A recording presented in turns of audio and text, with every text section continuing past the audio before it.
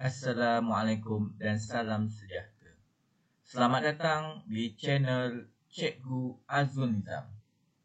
Terima kasih semua kerana sudi mendengar ilmu yang akan disampaikan oleh cikgu pada hari ini. Untuk penonton yang kali pertama menonton di channel cikgu, boleh menekan button subscribe sebagai tanda sokongan terhadap video-video yang telah dihasilkan oleh cikgu. Apa khabar semua? Cikgu berharap agar semua penonton-penonton, semua anak murid berada dalam keadaan sihat walafiat serta kita dijauhi daripada wabak COVID-19 ini. Jadi, sama-samalah kita terus duduk di rumah. Kekal sihat supaya kita sama-sama dapat memutuskan rangkaian wabak COVID-19 ini. Untuk hari ini, cikgu akan berbincang tentang penyoalan ataupun soalan-soalan struktur yang mungkin ditanya sewaktu peperiksaan SPM nanti. Jadi untuk hari ini, cikgu akan berbincang tentang unit 12 di tingkatan 5. Kenapa cikgu tulis 12.2? Kerana sebelum ni cikgu telah berkongsi atau membuat ulang kaji bagi unit ini juga sebelum ni, iaitu 12.1. Jadi video-video yang ada sebelum ni boleh tengok di playlist cikgu untuk manfaat kita bersama.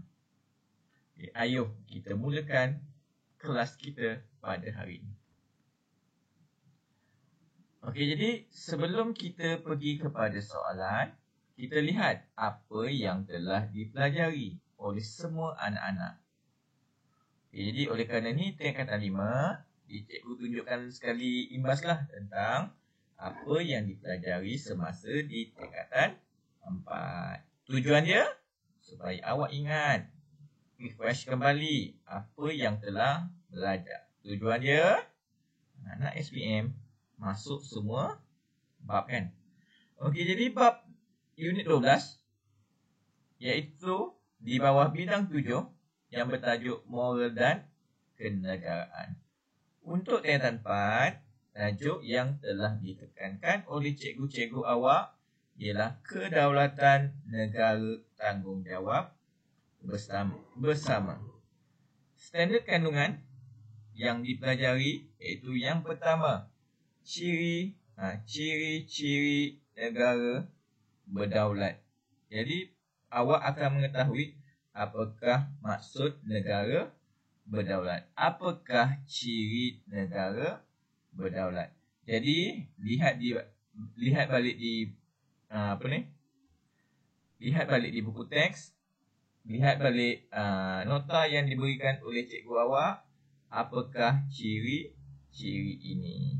Mana tahu keluar soalan struktur. Dia minta ciri-ciri negara berdaulat. Jadi bila baca buku teks, bila baca di SKP, awak tahulah jawapan tersebut. Jadi cikgu tak sebutlah apa jawapan dia. Jadi nanti cari sendiri di SKP dan buku teks. Yang kedua, kepentingan mempertahankan negara berdaulat. Kenapa perlu pertahankan negara kita? Apa itu negara berdaulat? Jadi kenapa kita perlukan mempertahankan negara berdaulat? Apa contoh negara yang berdaulat? Contoh negara yang berdaulat ialah negara Malaysia. Yang ketiga, cabaran dalam mengekalkan kedaulatan negara. Jadi ini contoh ancaman-ancaman lah daripada negara luar. Tak pun yang nampak, yang tak nampak, kita seperti cabaran globalisasi. Bagaimana kita nak kekalkan lokal kita. Kan maksudnya kita nak kekalkan lokaliti kita walaupun menghadapi cabaran globalisasi. Yang keempat, kesan pengabaian tanggungjawab mempertahankan kedaulatan negara. Tanggungjawab siapa? Tanggungjawab bersama antara pemimpin dan rakyat. Jadi pemimpin, dia punya part lah. Kita biarkan. Jadi sekarang kita ambil part kita, iaitu part rakyat. Jadi apa tanggungjawab awak untuk mempertahankan negara yang berdaulat? Contohnya, belajar bersungguh-sungguh ke kan? Mencari ilmu sampai berjaya, mencipta inovasi dan sebagainya.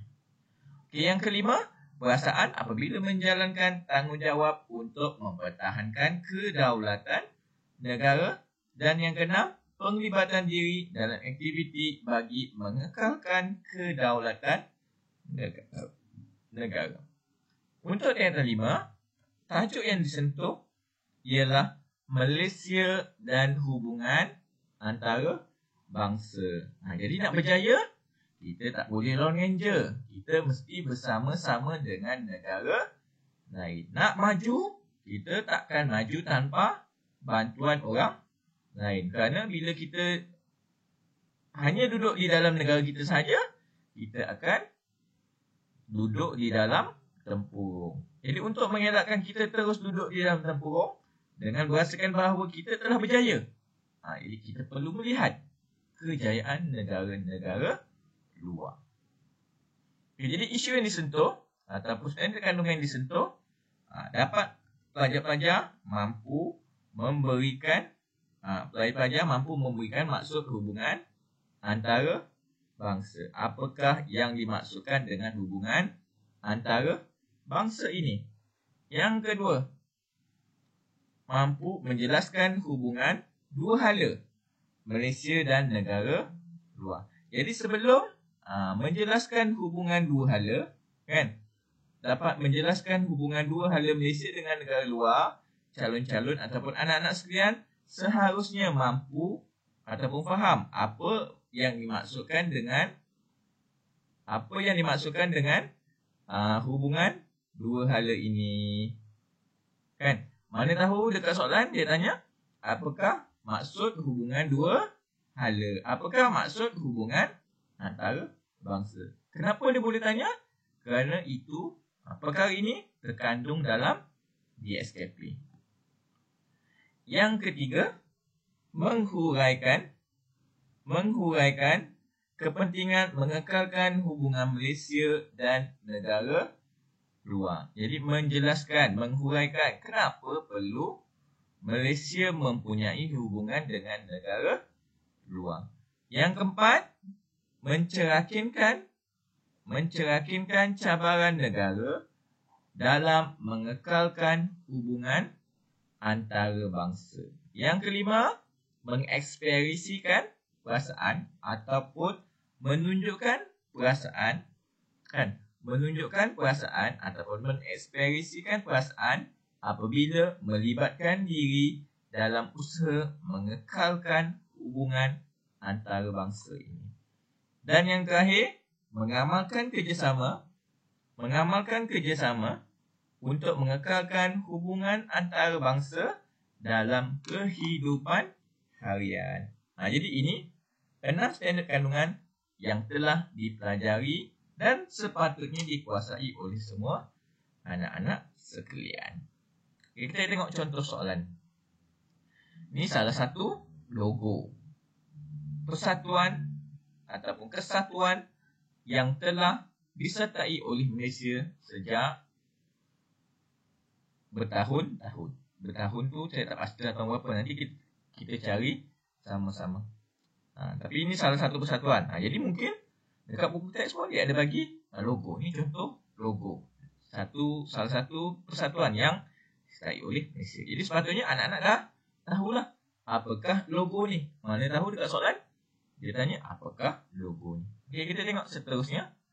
Apakah pernyataan soalan? Malaysia telah menjalin hubungan antarabangsa. Malaysia. Jadi Malaysia siapa? Malaysia adalah negara kita lah kan. Jadi Malaysia telah menjalin hubungan. Malaysia telah menjalin hubungan antarabangsa dengan seluruh negara di dunia kecuali Israel dan Korea Utara. Ini jadi maksudnya untuk ilmu awak, Malaysia ada hubungan dengan semua negara kecuali Israel dan Korea Utara. Kenapa? Sebab dia jawapan tu cari sendiri. Ni bukan sesi nak soal. Saya nak terangkan kenapa kan. Tapi ini adalah salah satu contoh soalan yang menunjukkan Malaysia tak ada hubungan dengan Israel dan Korea Utara. Selain itu, Malaysia turut menganggotai pelbagai, ada typo sedikit, pelbagai pertubuhan antarabangsa, antaranya ASEAN dan pertubuhan bangsa-bangsa bersatu. Itu salah dua kan? Salah dua. Itu dua contoh pertubuhan antarabangsa yang dianggotai oleh Malaysia, iaitu ASEAN dan PBB. Apa itu ASEAN? Apa itu PBB? Ini bukan masanya saya nak bercerita. Cari sendiri. Okey, yang seterusnya kita lihat kepada soalan. Huraikan maksud pertubuhan antarabangsa. Nampak? Huraikan maksud pertubuhan antarabangsa. Saya dah beritahu tadi, penting kan baca di SKP? Sebab apa penting? Ni salah satu sebab kenapa penting. Kerana pelajar perlu menghuraikan apakah maksud pertubuhan antarabangsa. Di SKP 12.1, dia bukan 12.1 tapi 7.5.1. Yes, iaitu standard kandungan 7.5.1 di tingkatan 5 menyentuh apakah maksud pertubuhan antarabangsa. Jadi ni kan. Jadi ni 7. Bodoh saya bukan ni. 7.5.1. 7.5.1.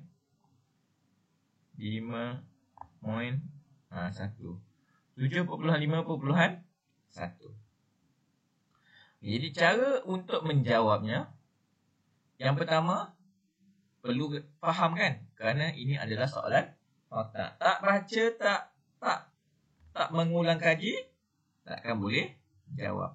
Jadi yang pertama perlu ada fakta dia lah, apa itu pertubuhan antarabangsa. Yang kedua, dapat menyatakan atau menjelaskan dengan lebih lanjut yang apakah dimaksudkan dengan pertubuhan antarabangsa ini. Di mana huraian ini perlu menyokong fakta yang pertama. Jangan sasar. Jangan tanya, jangan jawab A, tiba-tiba huraian dia jawab Z. Memang salah. Yang kedua, berikan nama dua negara yang menganggotai pertubuhan seperti rajah di atas selain Malaysia. Dia minta nama dua negara. Nampak, dia meminta pengetahuan yang sangat tinggi dan pembacaan awak lah. Tak baca, tak faham, tak tengok buku teks, tak boleh lah jawab. Tak cek maklumat sendiri kan. Kerana ini tak ada dalam buku teks lah. Negara lain yang menganggotai pertubuhan di atas. Yang ada di buku teks adalah logo ni lah. Logo pertubuhan ini sahaja. Jadi nak jawab, kena terus tulis lah apakah negara-negara tersebut. Soalan yang ketiga. Bincangkan manfaat yang diterima oleh Malaysia apabila mengekalkan hubungan baik dengan negara luar. Ini seperti mana soalan yang pertama tadi. Perlu ada huraian pertama, perlu ada huraian yang kedua ataupun huraian sokongan dia. Yang ketiga, soalan yang keempat. Jelaskan perasaan anda apabila Malaysia menjalinkan hubungan antarabangsa dengan berbagai pertubuhan antarabangsa. Jadi dekat sini keyword dia adalah perasaan. Selalu saya telah tekankan, tengok soalan. Dekat sini yang disentuh adalah perasaan. Jadi kena jawab soalan. Cara menjawab, kita menjawab soalan. Apa soalan nak? Itu yang perlu kita jawab. Jadi soalan nak, jelaskan perasaan. Jadi perlu nyatakan yang pertama, perasaan. Apakah perasaan? Sedih, gembira kan? Dan sebagainya. Okey, yang kedua, perlu menyatakan dia punya huraian lah. Kenapa anda berasa macam tu? Kalau rasa sedih, tak suka Malaysia, menjalin hubungan antarabangsa, kenapa? Tetapi, adakah logik jawapan tersebut? Tepuk dada tanya selera. Yang seterusnya, huraikan nilai yang seharusnya diamalkan oleh Malaysia dalam menjalinkan hubungan antarabangsa. Jadi nampak, diminta kat sini, apakah nilai. Jadi, nilai universal yang kita ada adalah 18 nilai. Jadi kena ingat 18 nilai sebut. Dan kena tulislah nilai apakah yang diamalkan oleh Malaysia. Jadi nilai markah dia nilai. Dan yang kedua adalah huraian nilai tersebut. Okay, kita lihat contoh jawapan yang dibuat oleh saya. Kan? Saya mengajar, saya dah buat jawapan. Lagi-lagi PDPR ni tanya pelajar A, dia diam, dia tutup kamera. Kita jawablah sendiri. Itulah cara kaedah pembelajaran sekarang kan. Seronok tak seronok, nombor 2 kan. Tapi ilmu perlu disampaikan kepada semua anak-anak. Okey, yang pertama, fakta. Saya dah sebut fakta dan huraian. Jadi, kita lihat. Apakah maksud pertubuhan antarabangsa? Maksud pertubuhan antarabangsa, boleh tambah ayat kat sini kan. Maksud pertubuhan antarabangsa ialah hubungan antarabangsa. Bukan pertubuhan antarabangsa. Tapi sepatutnya kat sini adalah hubungan antarabangsa. Slide saya tambah tadi betul ke tak? Saya tak ingat. Tapi tak apa, ini bukan pertubuhan ni. Ini adalah hubungan. Apakah maksud hubungan antarabangsa? Iaitu hubungan antarabangsa ialah pertalian dan interaksi. Banyak typo saya. Hubungan antarabangsa ialah pertalian dan interaksi. Interaksi antara negara di dunia. Jadi itu markah yang pertama. Jadi kalau saya nanda, ni tulislah. Tulis H. H1. Di sini. Jadi dapatlah markah yang pertama. Yang kedua, hubungan antarabangsa juga meliputi interaksi antara negara dan antara negara.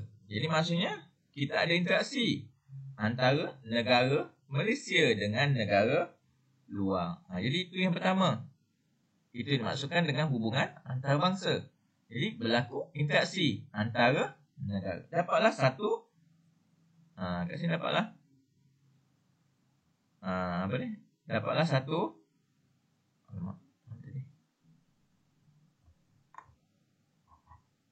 Dapatlah satu markah lagi. Yang kedua. Dan pertubuhan antarabangsa.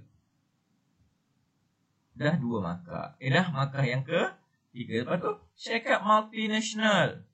Yang keempat. Markah yang kelima, pertubuhan bukan kerajaan. Jadi kat sini dah dapatlah 5 markah.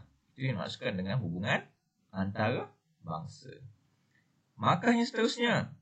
Malaysia berusaha mewujudkan persefahaman dengan semua negara di dunia bagi memenuhi keperluan negara. Markah yang ke-6. Dan memelihara kepentingan negara demi kemakmuran sejagat. Jadi ni markah yang ke-7. Jadi nampak dah hampir jawab soalan esei. Kan? Soalan esei. Ni markah insya-Allah boleh saya bagi 7 markah. Jadi ayat yang buat macam ni lah kan, banyak typo kan. Ni saya minggu ni saya tak berapa ada masa sangat lah. Saya tak sempat nak semak spelling saya. Okey, jadi untuk yang mendengar boleh faham kan. Jadi tengok balik nak dapat 7 markah. Okay, yang kedua, berikan nama 2 negara yang menganggotai pertubuhan seperti rajah di atas selain Malaysia.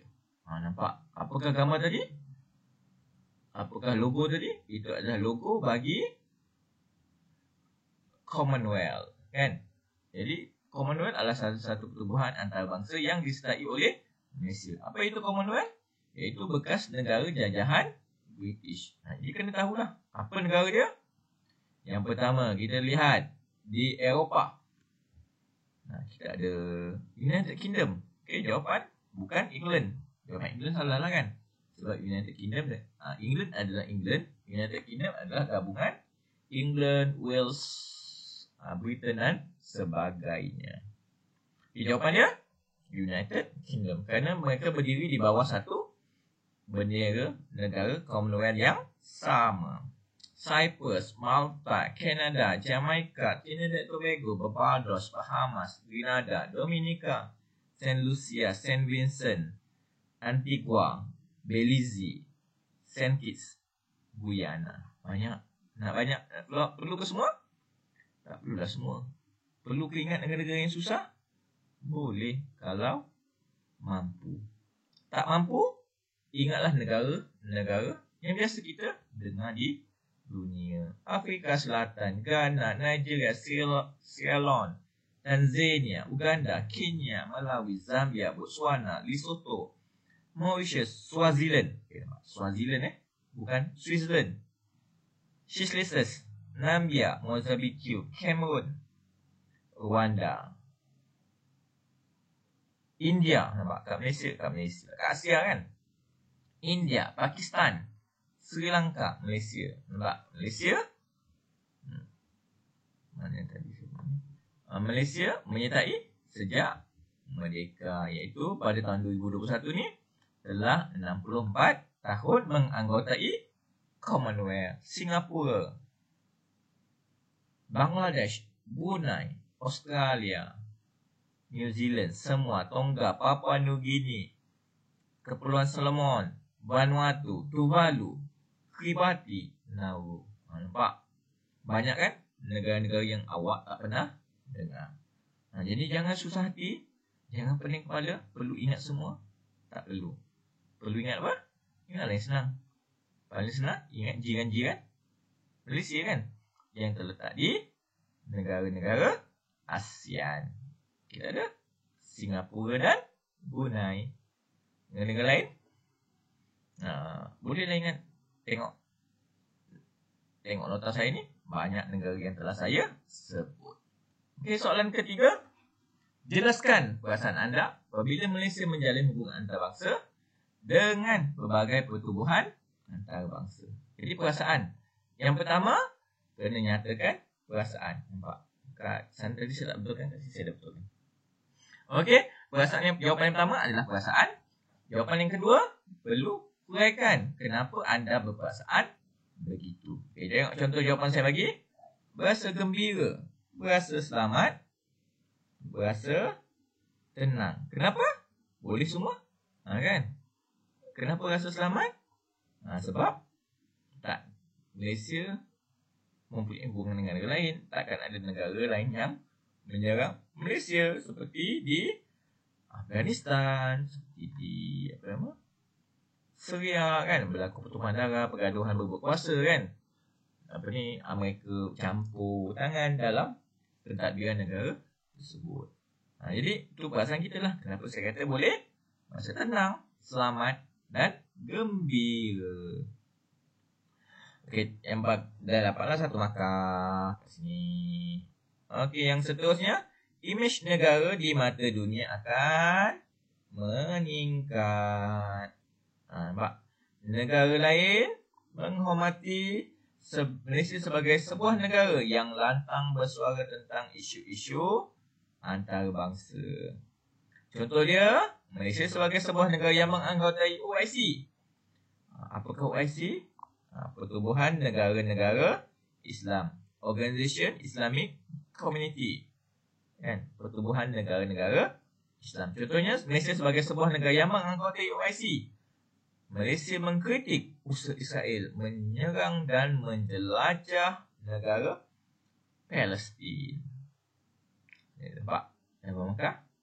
Dapatlah 1, 2, 3, 4 markah keseluruhan di sini.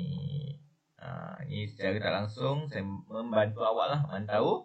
Ini soalan 2 markah. Mantau tiba-tiba kat situ soalan 3 markah ataupun 4 markah. Jadi ini cara dia bagaimana nak buat huraian dia.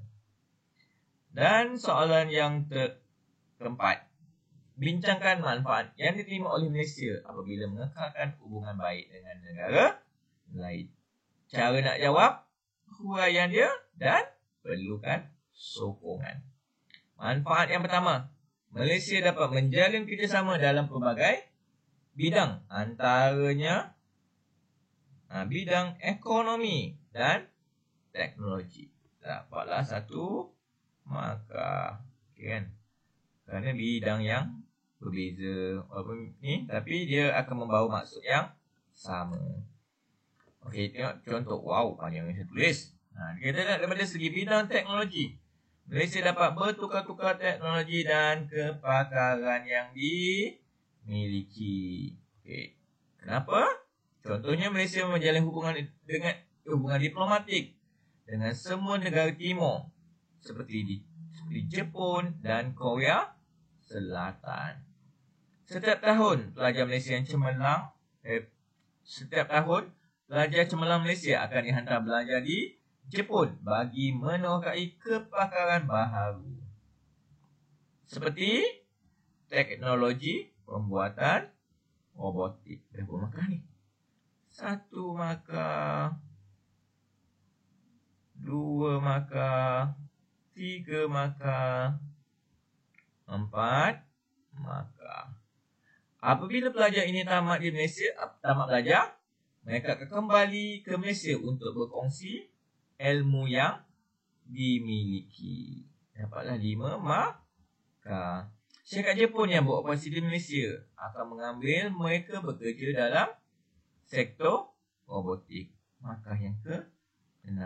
Hal ini dapat meningkatkan pendapatan rakyat Malaysia apabila bekerja dengan syarikat multinasional. Dapatlah markah yang ke-7. Tambah sini 1, dapatlah 8 markah. Nampak? Secara tak langsung saya juga mengajar, menunjuk pada anak-anak nak dapat markah yang baik di dalam soalan esei. Ini contoh dia. Untuk esei, tambahlah lagi ayat dia, huraian awak supaya mampu menjawab kehendak soalan yang diberikan. Dan soalan terakhir, kita lihat huraikan nilai yang seharusnya diamalkan oleh Malaysia dalam menjalinkan hubungan antarabangsa. Kita lihat nilai. Cara jawab, yang pertama perlu nilai, yang kedua mesti ada huraian. Jadi huraian tersebut adalah berkaitan dengan nilai. Yang pertama, kita boleh jawab terus nilai kerja sama. Tulis saja. Malaysia mengamalkan nilai kerja sama. Seterusnya, perlu mengetahui definisi bagi nilai kerjasama ini, iaitu melakukan sesuatu bersama-sama untuk kebaikan semua. Jadi buat sesuatu bersama-sama untuk kebaikan semua. Saya telah sentuh sebelum ni bahawa nilai wajib hafal, kata definisi wajib hafal. Jadi definisi bagi kerjasama, melakukan sesuatu bersama-sama untuk kebaikan semua. Okay, jadi daripada definisi ni, apa yang boleh anak-anak buat? Yang pertama, mulakan dengan subjek. Kan? Mulakan subjek ataupun watak. Jadi watak kita adalah Malaysia. Jadi Malaysia seharusnya. Ni ayat positif ni mesti adalah kata kerja, kan? Kata kerja ni kata, saya tak pasti kata apa. Saya ni bukan orang bahasa, kan? Jadi saya pun tak tahu. Tapi ayatnya mesti boleh tulis Malaysia seharusnya. Nampak ni, ambil dia punya kata kunci ataupun dia punya definisi, melakukan sesuatu bersama-sama untuk kebaikan semua. Nampak ni dia punya definisi ataupun dia punya kata kunci. Jadi lepas tu mesti sambung dengan huraian dia. Tak boleh mati pada definisi ataupun kata kunci ini sahaja. Jika mati, salahlah jawapan tu, kan? Jadi perlu tambah sedikit dengan huraian. Dengan huraian itu mesti berkaitan dengan isu. Jadi isu kita adalah Malaysia menjalin hubungan baik dengan negara luar, ataupun Malaysia menjalin hubungan antarabangsa dengan pelbagai negara. Dengan berbaik-baik pada semua negara. Jadi dapatlah 2 markah di sini, iaitu markah pertama markah nilai, markah kedua markah huraian. Ini saya tak ada tunjuk lebih. Ini cukup dapatlah 2 markah dengan menggunakan nilai dan kata kunci. Yang seterusnya nak sambung lagi, ataupun tak nak guna kata kunci ni, kita boleh menggunakan perkataan yang seakan-akan kata kunci, iaitu Malaysia seharusnya memberi komitmen dan kerjasama yang erat dengan membantu negara lain yang memerlukan bantuan. Ini contoh ni, kalau kita tak nak yang ni, tak nak yang ni, kita boleh ambil yang bawah, iaitu menggunakan perkataan ataupun menggunakan jawapan seakan-akan kata kunci. Jadi jawapan yang seakan-akan kata kunci, contoh dia, kata kunci kita melakukan sesuatu bersama. Jadi kita boleh ubah ayat kita yang mampu memberikan maksud yang lebih kurang sama. Malaysia seharusnya memberikan komitmen dan kerjasama yang erat dengan membantu negara lain yang memerlukan bantuan.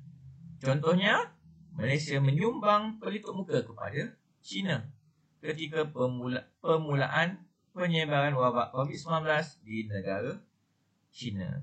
Jadi kat sini dapat 1 markah, kat sini dapatlah 2 markah. Cara menjawab yang berbeza. Jangan silap. Jangan ambil ni, tiba-tiba bawah sama ni. Tak betul. Yang betul, pilih salah satu. Kat sini dapatlah 1 markah.